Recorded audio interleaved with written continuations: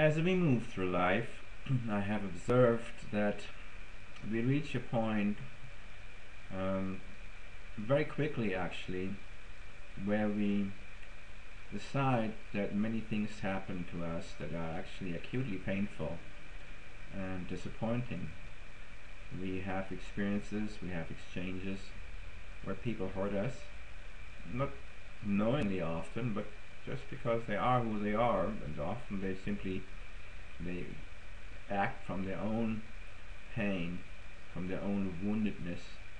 And we all know that when a person is wounded and in pain, it's very likely that he will inflict a wound and pain upon another person just because he thinks or feels that it might relieve his own pain. And this is part of how life is. Unfortunately, what that does to everybody is, after a while we begin to feel, well, many events and many situations and many people in life are not trustworthy. They're potential sources of pain and suffering for me, so I have to be very careful. So we begin to be distrustful.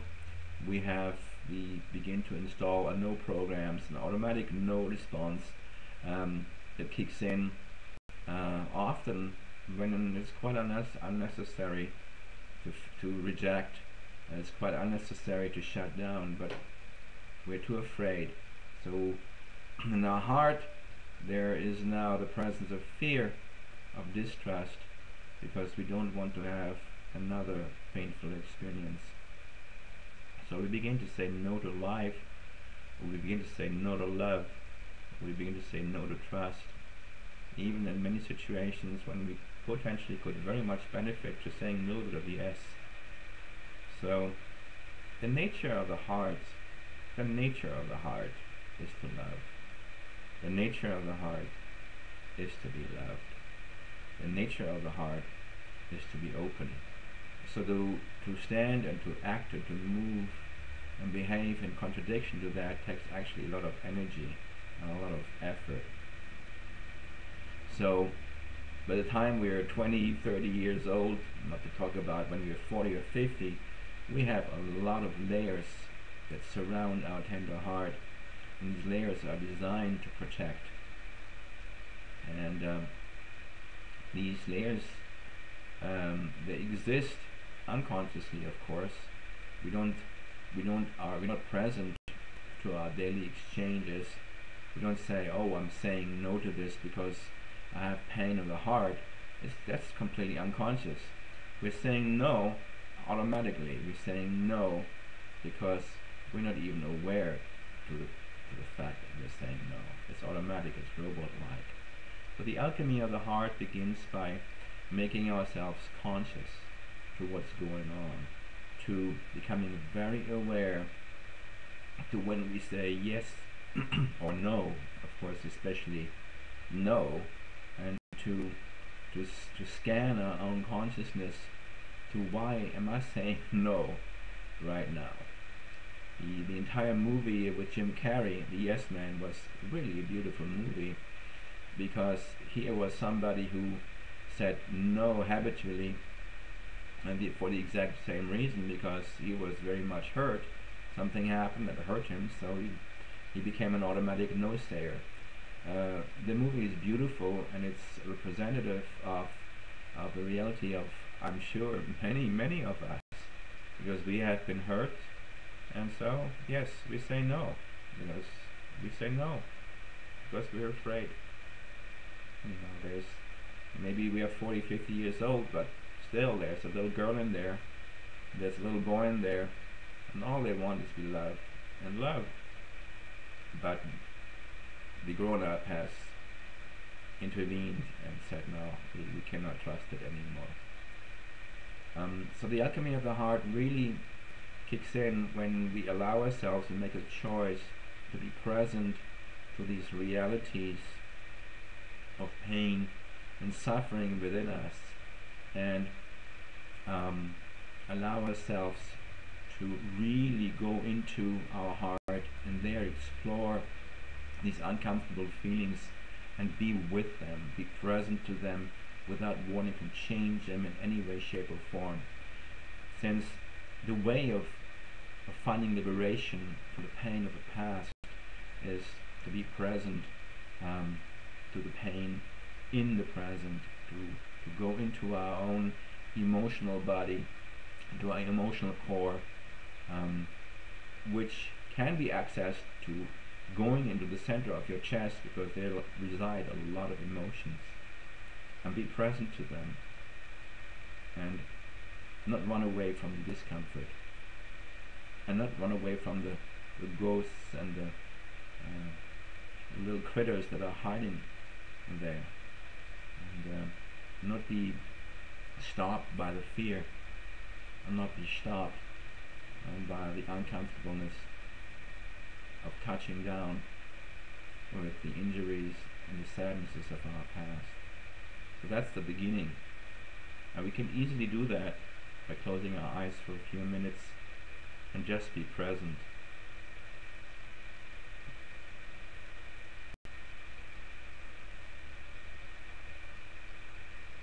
So for a moment, just close your eyes, focus on your heart, and be present to what's there. If you feel nothing, that might not just be nothing, that might just be the nothing that comes from having sedated ourselves for too long, so we don't have to feel.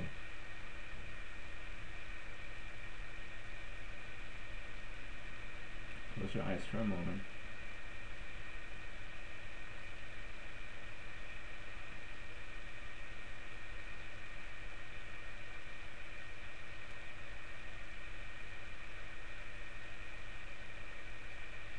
And just feel without resisting, feel without rejecting, feel without saying no to what you feel. And since I have a limited time here on this YouTube channel, I suggest we can do this outside on your own time. But my invitation to us is to become completely conscious to the no's that we present to life, to people, very aware of why we say no, and become capable of tracking our no's, our rejections of life, of love, of risky possibilities, of risky invitations that might just be tremendously beneficial, but we are afraid. Again, we say no.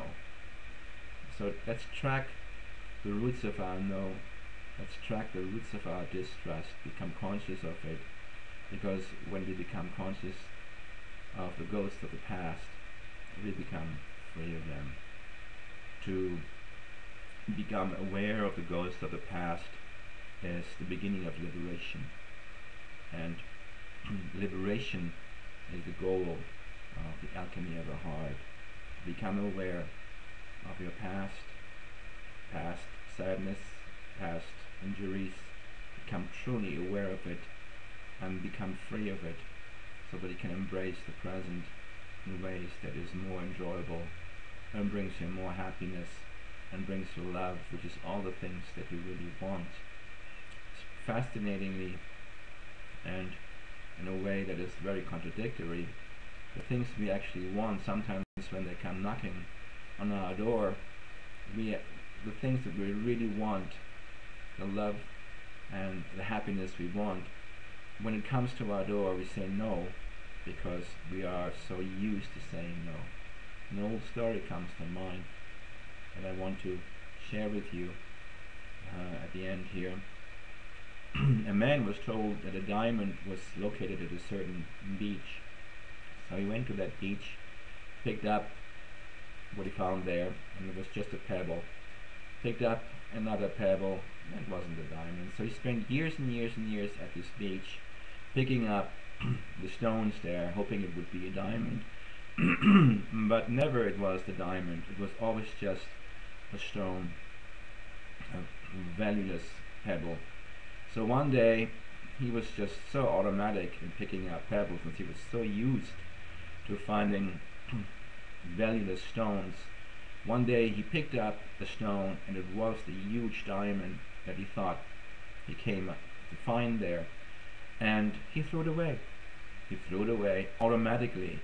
He was so used, he was so programmed that nothing good would come already, that the diamond's not going to happen, so that even when the diamond actually came before him, he was incapable of actually perceiving it, and he threw it away. And I think that's our story.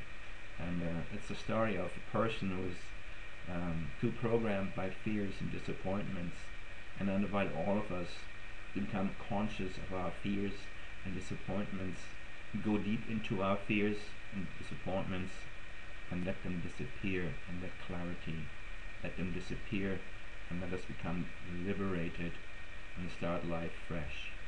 This is Andreas Mamet from Paris. I hope to see you again soon. Bye bye.